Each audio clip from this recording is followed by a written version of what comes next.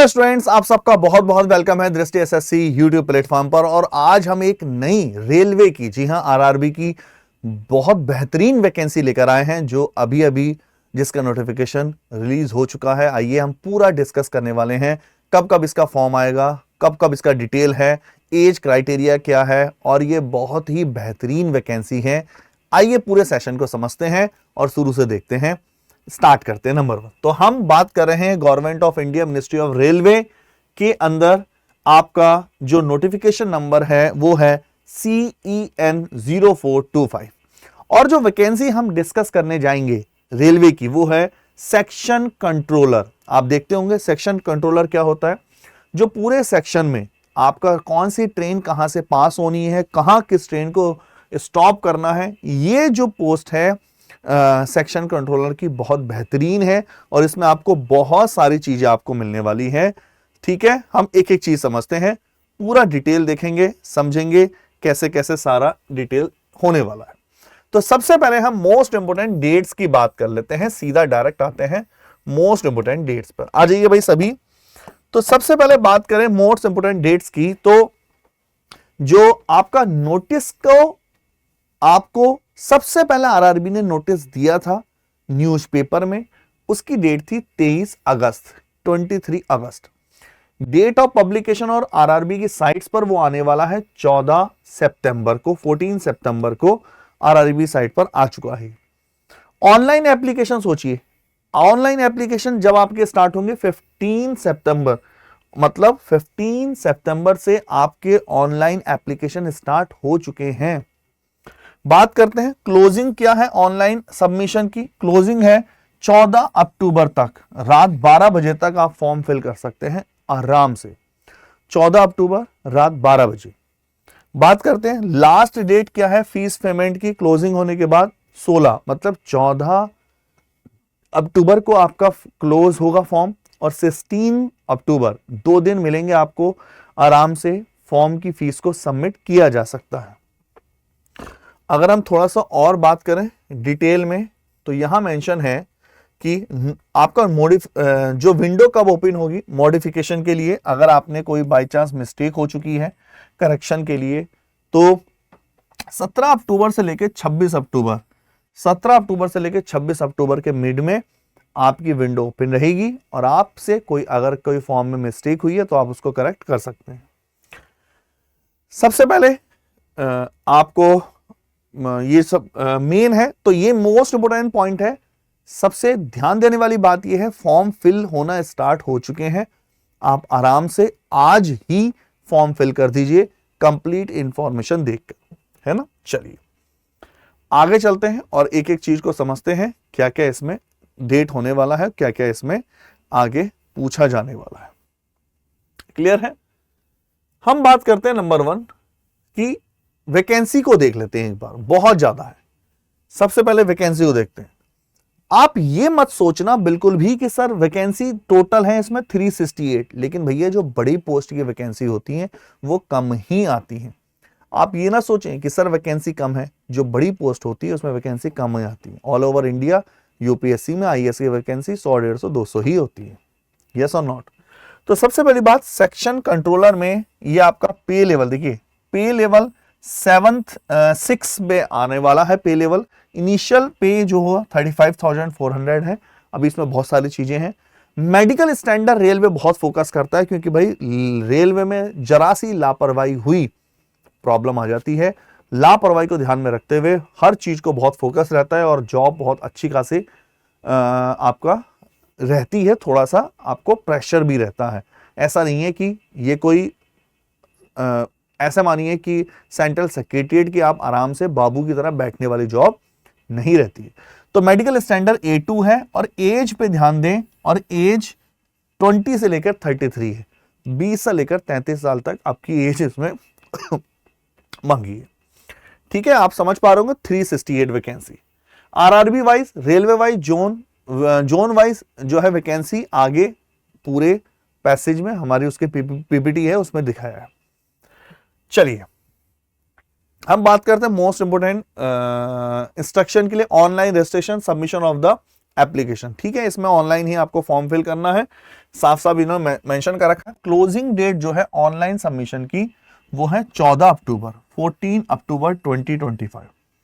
तो 14 अक्टूबर 2025 तक आपको ये फॉर्म फिल कर देने हैं किसी भी हालत में। मुझे नहीं लगता इसमें कोई आपको डाउट वाली बात होगी। ठीक है, ये क्लैरिटी हो गई। हमने दो चीज मोस्ट इंपोर्टेंट देख ली, वैकेंसी के बारे में समझ लिया और आपका एग्जाम के बारे में। इंपॉर्टेंट इंस्ट्रक्शन देख लेते हैं थोड़े से। ये हर नोटिफिकेशन में होते हैं कि आपको ये मेल प्रैक्टिस वगैरह कुछ भी गलत इश्यू में नहीं फंसना है, पेपर आउट वगैरह में ये सब चीजों में नहीं फंसना है, बैन कर दिए जाएंगे यदि आप ये सब चीजें, है ना। ठीक है, ये सब चीजें।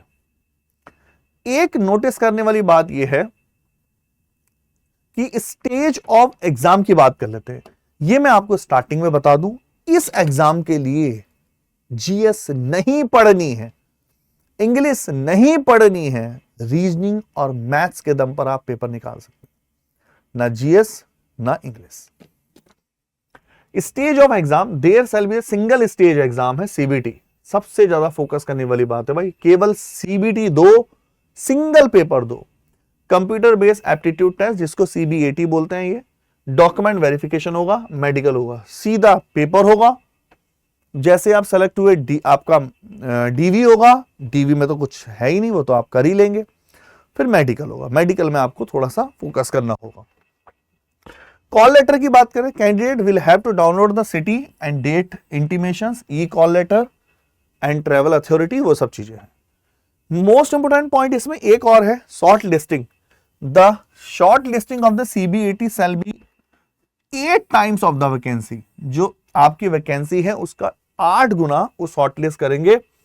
इंक्रीज और डिक्रीज हो सकता है आपके आगे प्रोसेस के लिए, ठीक है ना। मतलब 8 गुना लोगों को बुलाएंगे, 8 गुना लोगों को कॉल जाएगी, ऐसा कहा जा सकता है। ठीक है, the short listing candidate of the for DV, short listing candidate जो डीवी और मेडिकल के लिए हैं, shall be done RRB wise and the rate of 1:1 of the vacancy, 1:1 होगा। अच्छा, it will be based on the combined merit CBT and the CBAT. 70% weightage to the CBT and 30% weightage of the CBAT will be given to the combined merit. Only candidate will have to pass the CBAT exam will be taken into consideration. ठीक है, चले आगे। Negative marking 1/3 रहने वाली है, 1/3 negative marking रहने वाली है। नॉर्मलाइजेशन होगा, आपका मल्टी शिफ्टों में पेपर होंगे तो ज्यादा फॉर्म भरे जाएंगे तो नॉर्मलाइजेशन होगा। जनरली इसमें 2-3 चीजें हैं भैया, कितने गुना बच्चे बुलाएंगे, क्या स्टेज रहेगी और कैसे कैसे आपका रहने वाली चीज। नॉर्मलाइजेशन तो आजकल नॉर्मल है, फॉर्म बहुत ज्यादा भरे जाते हैं। तो आई थिंक ये सबको क्लियर हो पा रहा है, इसमें ऐसा कुछ नहीं है जो आपको क्लैरिटी ना हो रही हो। आगे चलते हैं और देखते हैं थोड़ा सा और क्या क्या चीजें काम की रहने वाली।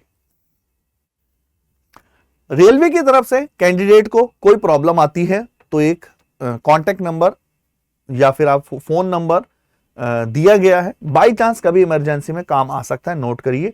ये है rrb.help@csc.gov.in या फिर 9592001188 0120172565333। ठीक है ना, ये आपको 10 बजे से 5 के बीच में कॉल इस पे करने। RRB shall not responsible if candidate are not able to submit their online application with the last date। ठीक है ना, चलो अपने आप फिल कर लेना, मतलब आरआरबी रेस्पॉन्सिबल नहीं होगी।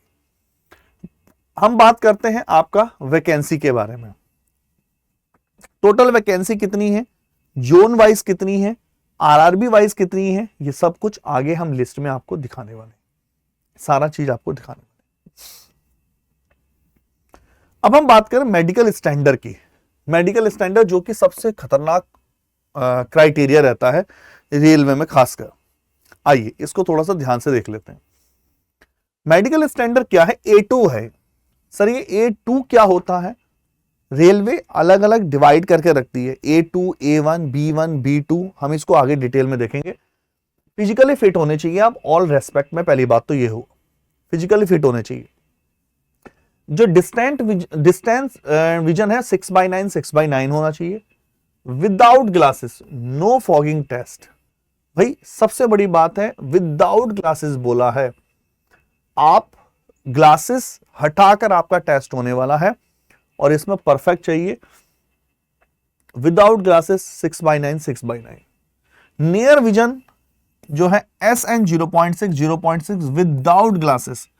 और अगर आप देखें या आरआरबी में अदर पोस्ट हैं या फिर जीएसटी इनकम टैक्स इंस्पेक्टर में फिजिकल में विद या विदाउट ग्लासेस होता है, यहां फर्क नहीं पड़ता क्योंकि आपको कंट्रोल करनी पड़ेगी, स्क्रीन पर चीजें फोकस करना पड़ेगा, कई घंटों तक देखना होगा उस वजह से। And must pass test for the colour vision. Colour vision बहुत जरूरी है, binocular vision, night vision, myopic vision. ठीक है, ये सारी चीजें हैं जो इस पे भाई ये स्टैंडर्ड है, इन पे रेलवे बहुत टाइट रहता है और आपको इसको अच्छे से देखना पड़ेगा। ठीक है, the candidate who have undergone LASIK surgery या any of the other surgery procedure correct refractory error are not eligible for the post having the medical standard A2। जिन्होंने लेजिक करा रखा है ना, लेजर जिसको बोलते हैं लेजिक से होता है, वो फिट नहीं है, साफ साफ आरआरबी ने उसको मना किया हुआ है, ये आप देख पा रहे हैं आगे। ठीक है, चलो अगर हम बात करते हैं नेशनैलिटी की, सिटीजनशिप, तो आप जानते हैं लगभग हर फॉर्म में आप अगर इंडियन हैं, नेपाल से हैं, भूटान से हैं, तिब्बत के रिफ्यूजी हैं तो आराम से फॉर्म को फिल कर सकते हैं, इसमें ऐसी कोई भी बात नहीं। एक जो मोस्ट इंपोर्टेंट पॉइंट है सर, सब कुछ जो चलता है वो एज लिमिट पे चलता है। आप एज लिमिट कब काउंट कर रहे हो, आपकी एज लिमिट की डेट क्या है, वो है 1/1/2026, 1 जनवरी 2026। ये है मोस्ट इंपोर्टेंट पॉइंट, आपकी ये है डेट 1/1/2026 को आपके क्वालिफिकेशन, आपकी एज, सब कुछ यहां तक आपके पास होने चाहिए, तब आप इसके लिए एलिजिबल हो। इसमें देख लेते हैं, ग्रेजुएट लेवल पोस्ट है ये, और इसमें आपकी एज 20 से लेकर 33 साल तक होनी चाहिए, 20 से लेकर 33 ईयर्स तक एलिजिबल है आप। नंबर 1, जनरल की एज जो है, अपर लिमिट जो है डेट है जनरल और ईडब्ल्यूएस की 2 जनवरी 1993 के पहले की, नॉट अर्लियर देन, नॉट 2 जनवरी 1993 से पहले का आपका डेट ऑफ बर्थ नहीं होना चाहिए। ओबीसी नॉन क्रीमी लेयर का 2 जनवरी 1990 के पहले का जन्मदिन नहीं होना चाहिए जन्म, और SC ST के लिए 2 जनवरी 1988 से पहले का जन्म नहीं होना चाहिए। लोअर लिमिट की बात करते हैं फॉर ऑल कम्युनिटी के लिए 1 जनवरी 2026 लोअर लिमिट है ना, इसको है, ये मोस्ट इंपोर्टेंट स्लाइड है, इसमें सारा कुछ लिखा है। आई थिंक आज चलते हैं, हर बार की तरह जिस तरह से कम्युनिटी या कैटेगरी को आपका एज रिलैक्सेशन मिलता है, OBC non creamy layer NCL non creamy layer उनको मिलता है 3 साल का एज रिलैक्सेशन, 3 साल की छूट है। अगर बात करें SC ST को, आपका 5 साल का एज रिलैक्सेशन है, 5 ईयर का। अगर बात करें एक्स सर्विसमैन कैंडिडेट को, एक्स सर्विसमैन अगर आप हैं UR EWS को 3 साल का है, अगर आप OBC NCL हैं तो 6 साल का है, SC ST हैं तो 8 साल का है। ये सारी चीजें आपके सामने दिखाई जा रही हैं, मुझे नहीं लगता कि आपको इसमें अब कोई भी डाउट वाली बात है। ठीक है, चलो आइए, केवल इसमें इतना बोला है कैंडिडेट को जो आपकी date of birth 10th class वाले सर्टिफिकेट में है वो वहां पर शो करनी है, और कुछ नहीं है। आगे एजुकेशन क्वालिफिकेशन पर आते हैं भाई। The candidate should have minimum education qualification है, सीधा सीधा है आपके लिए, वो आपका ए वाले पोर्शन में दिखाया, हम उस पर चल के देखेंगे। कुल मिला के ग्रेजुएशन है और कुछ नहीं है, इतना नहीं है, आप केवल ग्रेजुएशन। दोज वेटिंग रिजल्ट, ये मोस्ट इंपोर्टेंट पॉइंट है, वे स्टूडेंट जो वेटिंग रिजल्ट में है फाइनल एग्जामिनेशन के, वो अप्लाई नहीं कर सकते, इनको फाइनल चाहिए। Those waiting result of the final year examination of the prescribed minimum educational qualification should not apply. मतलब आरआरबी कह रहा है आप सीधा सीधा फाइनल, आपके पास क्वालिफिकेशन होनी चाहिए, हमें वेट नहीं करना है आपके फाइनल का। क्लियर है? बताइए, यहां तक कोई डाउट किसी को तो मुझे बताओ। एग्जामिनेशन फीस की बात करते हैं, और एनटीपीसी के वैकेंसी में भी लगभग सेम ही फीस होती है। यहां पे फॉर द कैंडिडेट आपका फीस जो रहने वाली है आपका 500 रुपीज रहने वाली है, 500 रुपए। Out of this fee of 500 rupees an amount of 400 rupees shall be refunded. अच्छा, duly deducting bank charges on appearing of the first stage CBT. भैया 500 में से 400 रुपए आपके रिफंड हो जाएंगे, 100 रुपए फीस है कुल मिलाकर। लेकिन गवर्नमेंट कह रही है कि आप जो हमें 500 रुपए देंगे, 500 करके अगर 10-15 लाख एप्लीकेशन आते हैं तो जो उसका इंटरेस्ट मिलेगा हम वो रखेंगे अपने पास। ठीक है?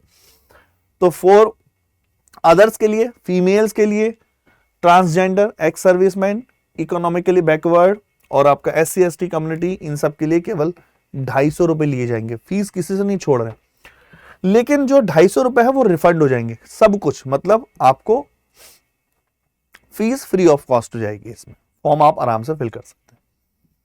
मुझे नहीं लगता कि आपको अब इसमें कोई डाउट हो। ठीक है? क्लैरिटी है?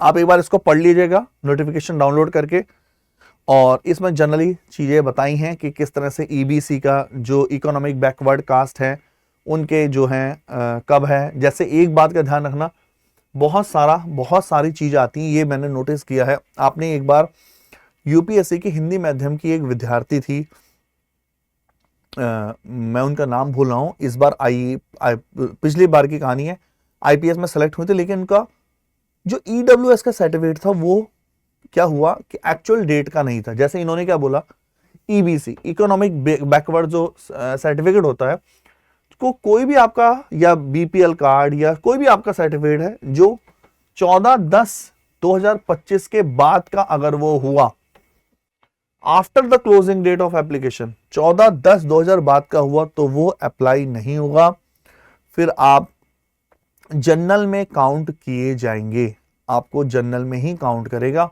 फिर आपको रिजर्वेशन का बेनिफिट नहीं मिलेगा। ठीक है? चलिए, आप समझ गए होंगे। मोड ऑफ फीस पेमेंट, आप फीस कैसे कैसे दे सकते हैं। Online fees payment through internet banking से दे सकते हैं, debit card, credit card, UPI, ये सारे हैं। All applicable service charge will be borne by the candidate. ठीक है? वो चार्जेस वगैरह लगेंगे। आई थिंक यहां तक मुझे लगता नहीं है आप कोई डाउट है। ठीक है? क्लोजिंग डेट और टाइम ऑफ फीस एप्लीकेशन, इस पर थोड़ा सा एक बार और नजर डाल लेते हैं। क्लोजिंग डेट बोला है the online payment will be allowed till 23:59 11:59 पर, रात 12 बजे तक, 16/10/2025 तक। For the candidate who registered successfully till 23:59 14/10/2025 तक, जिसने रजिस्टर किया है वो 16 अक्टूबर तक फॉर्म की फीस सबमिट कर सकता है। चलिए,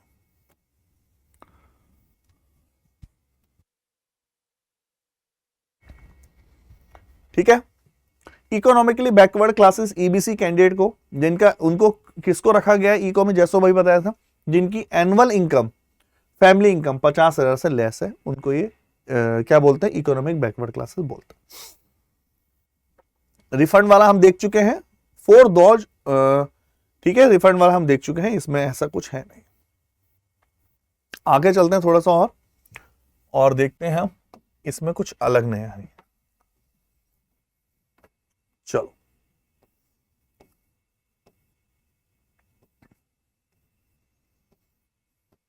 भाई ये फॉर्म सभी को भरना है जो भी इस वीडियो को देख रहा है। अगर आप economic class, SC ST certificate के बारे में कुछ भी जानना चाहते हैं, सारे पूरा लिखा है। जैसे देखो, इकोनॉमिक के लिए 5 एकड़ ऑफ एग्रीकल्चर लैंड है और इससे अबव हुआ तो रेसिडेंटल फ्लैट 1000 स्क्वायर फीट का होना चाहिए। तो ये सब चीजें हैं जो आपके सामने आपको एप्लीकेबल है। ठीक है?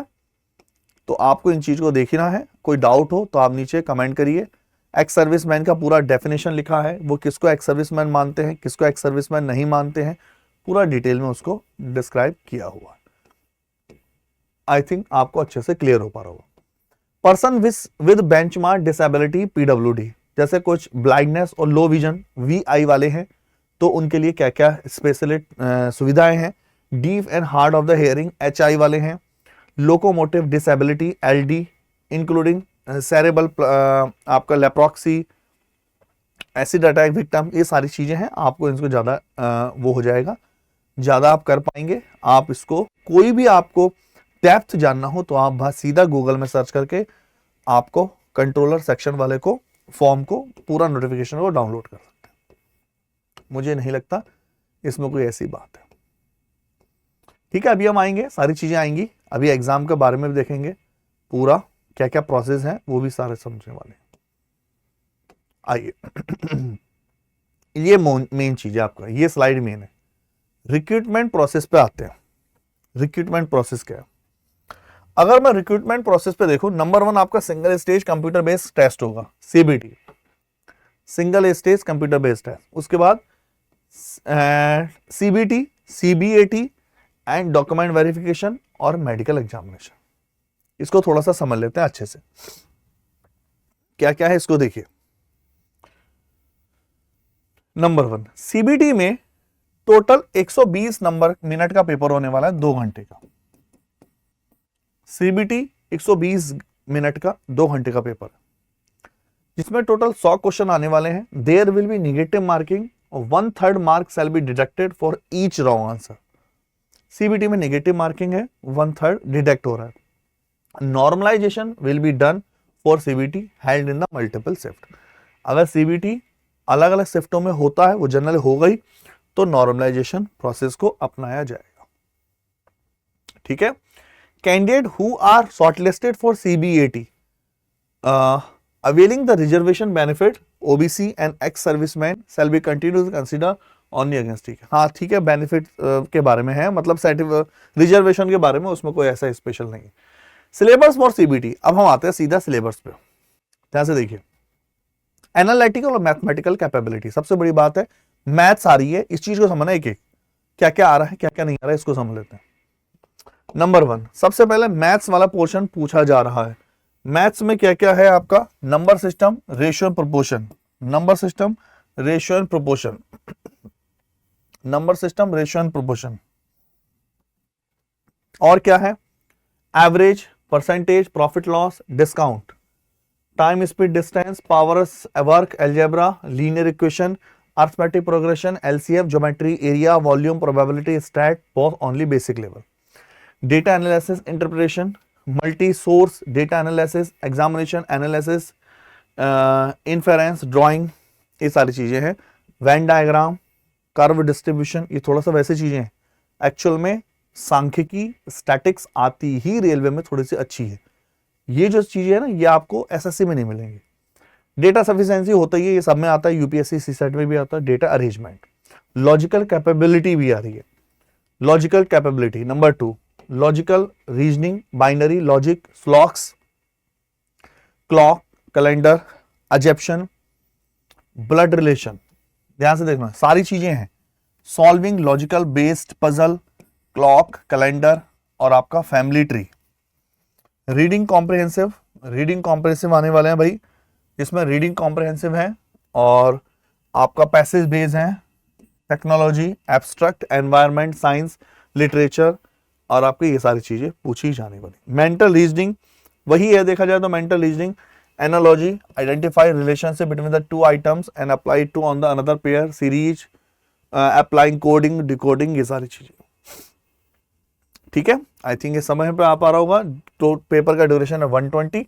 एनालिटिकल मैथमेटिकल कैपेबिलिटी के 60 क्वेश्चन, लॉजिकल कैपेबिलिटी के 20 क्वेश्चन, मेंटल रीजनिंग के 20 question.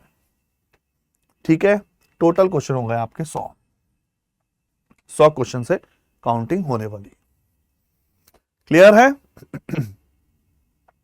The minimum percentage of the qualifying marks, इनका कोई क्राइटेरिया है, मिनिमम परसेंटेज इतना लाना पड़ेगा वेरियस कैटेगरी के लिए। UR कैटेगरी कितना 40% है, लाना ही होगा, जनरल वाले हैं। EWS के 40 ओबीसी के लिए 30, एससी के लिए 30, एसटी के लिए 25%, इतने आप परसेंटेज हैं तो आप आराम से रिजर्व इतने आपको क्वालिफाई माना जाएगा। सीबीएटी की बात करते हैं। सीबीएटी में 8 गुना बच्चों को बुलाया जाने वाला है। Computer candidate equal to 8 times of the number of the vacancy will be selected from the each of the community. जैसे यूआर वालों को भी 8 गुना, OBC, NCL, SC, ST, EWS सबको 8-8 गुना बुलाया जाएगा। Vision certificate in the prescribed format as per the इतना इतना ओरिजिनल सब परमिट है। भैया जब आप सीबीएटी देंगे तो विजन सर्टिफिकेट चाहिए। पहले सीबीटी होगा, वहां कुछ नहीं चाहिए, वहां केवल क्वालिफाई चाहिए। आप 2 मिनिमम नंबर लाओ। मिनिमम नंबर लाने के बाद, अच्छा कुछ क्या सर केवल मिनिमम नंबर लाने के बाद ही, जैसे यूआर के लिए 40% मिनिमम है, तो क्या 40% लाने के बाद हमारा सिलेक्शन हो जाएगा? नहीं भैया, पहले 40% नंबर लाइए, उसके बाद मेरिट लगेगी। मेरिट में अगर आप आते हैं तो आपका सीबीएटी होगा और सीबीएटी के टाइम आपका विजन सर्टिफिकेट जमा होगा। ठीक है, आई थिंक ये क्लियर हो पा रहा। CBAT shall have questions and answer options only English और हिंदी में होगा। ठीक है, qualify marks, the candidate needs to secure a minimum T score of 42 marks. ये सीबीएटी का सुन लो, T score of 42 marks in each of the test batteries to qualify. This is applicable to the all candidate irrespective of the community or category, irrespective of the SC, ST, OBC, NCL, EWS, ex serviceman. ठीक है, ये बहुत अच्छी बात है। There shall be no negative marking CBAT. The merit list will be drawn on from the candidate CBAT के base पे 70% weightage होगा। और भैया सिंपल सा लॉजिक है, सीबीएटी पेपर लेंगे वो भी ऑब्जेक्टिव होगा, उसमें नेगेटिव मार्किंग नहीं है। 70% सीबीएटी से काउंट होगा, 30% सीबीटी से काउंट होगा, उसके बाद फाइनल मेरिट बनेगी। सीबीएटी के टाइम पर आपको विजन का सर्टिफिकेट दिखाना होगा, दृष्टि का अपना विजन सही है कि नहीं। ठीक है, डॉक्यूमेंट वेरिफिकेशन होगा उसके बाद और आपका होगा नॉर्मलाइजेशन हो गई। जब वो चाहते हैं तो वो तो कॉमन सी प्रक्रिया है। ठीक है, आई थिंक ये आप अच्छे से समझ पाए। ठीक है ना, ये हम डिस्कस कर चुके हैं, सीबीएटी के बारे में हम देख चुके हैं, सीबीएटी के बारे में। ठीक है, चलो, मुझे नहीं लगता इसमें कोई भी ऐसी डाउट वाली बात। ये आपकी हैं साइट्स, अलग अलग साइट्स हैं जो ऑलरेडी आरआरबी की साइट फेमस है, लेकिन एक बार दिखा देते हैं। इन साइटों पे आप सीधा सीधा जाके लिस्ट ऑफ आरआरबी की साइट्स आप जाके अप्लाई कर सकते हैं, जैसे इलाहाबाद, अजमेर, प्रयागराज, बेंगलोर, भोपाल, भुवनेश्वर, बिलासपुर, जम्मू, गुवाहाटी, पटना। ठीक है, यहां पर आप सीधा सीधा जाकर अप्लाई कर सकते हैं। क्लियर है?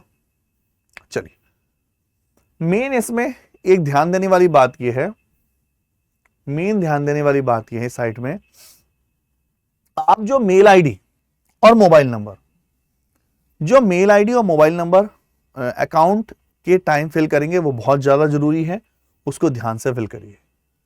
ठीक है ना, अकाउंट आपको मोबाइल नंबर और मेल आईडी। चलिए, और जब आप फीस सबमिट करें तो जिस अकाउंट से, इस चीज का ध्यान रखिए, जिस अकाउंट से आप पेमेंट करेंगे उसी अकाउंट में 500 रुपए रिटर्न आएंगे। तो आप भूले ना, वो पैसा भी वापस आएगा। ऐसा ना है कि आप कस्टमर केयर के यहाँ या कस्टमर कैफे पे के यहाँ जाके आप करें, साइबर कैफे पे, फिर वो अकाउंट में पैसा उन्हीं के आएगा। अगर पैसा आपके यहाँ से नहीं कटा है तो आपको नहीं मिलेगा। ठीक है, आई थिंक ये आप समझ पा रहे हैं, इसमें और ज्यादा डिटेल नहीं है, इसमें जस्ट ये बताया है, पूरा बेसिक चीजें हैं। और हम मोस्ट इंपोर्टेंट पॉइंट पे चल देते हैं। अब कुछ ये फुल फॉर्म वगैरह बता रखे हैं जस्ट उसकी। अब हम मोस्ट इंपोर्टेंट पॉइंट पे चलते हैं कि भाई इसमें क्या क्या कैसे कैसे हैं। देखिए, नंबर 2, सेक्शन कंट्रोलर की वैकेंसी कौन कौन सी रहने वाली है उसको देख लेते हैं। ये आपके सामने है, पूरी आरआरबी जोन वाइज वैकेंसी है। एक एक चीज को इसको देख लेते हैं। जैसे RRB zone wise vacancy Ahmedabad में टोटल की बात करते चलते हैं सीधा। अहमदाबाद में टोटल 15 वैकेंसी है, अजमेर में 30, बेंगलोर में 24, भुवनेश्वर 17, भोपाल 2, बिलासपुर 26, चंडीगढ़ 7। और अगर देखें ज्यादा वैकेंसी, जम्मू कश्मीर गुवाहाटी 16, जम्मू श्रीनगर 10, कोलकाता 25 3 28, मुंबई आपका 38, दोनों मिल जाएंगे तो मुंबई है ना 3 है 40, मुजफ्फरनगर 21, पटना 16, रांची, सिकंदराबाद, सिलीगुड़ी है ना आपका। टोटल वैकेंसी है आपका 368, 368 वैकेंसी है और पूरा वैकेंसी को हमने अच्छे से समझा रखा है। मुझे नहीं लगता इसमें किसी को कोई डाउट होगा, कोई भी क्लैरिटी ना हो। बाद में लास्ट में आपको सर्टिफिकेट दिखाए हैं, कौन कौन से सर्टिफिकेट है, उनको कैसे कैसे वहां लगना है। तो बच्चों इस तरह से वीडियो थी। इसमें हमने कंप्लीट डिटेल देखा है एक एक चीज को। आपको इसमें कुछ भी क्लैरिटी ना हो तो आप मुझे कमेंट कर सकते हैं। और सेक्शन कंट्रोलर की ये बेस्ट वैकेंसी है, विदाउट टाइम डिले तुरंत जाइए और इसको अप्लाई कर दीजिए। चलिए ओके, थैंक यू, टाटा।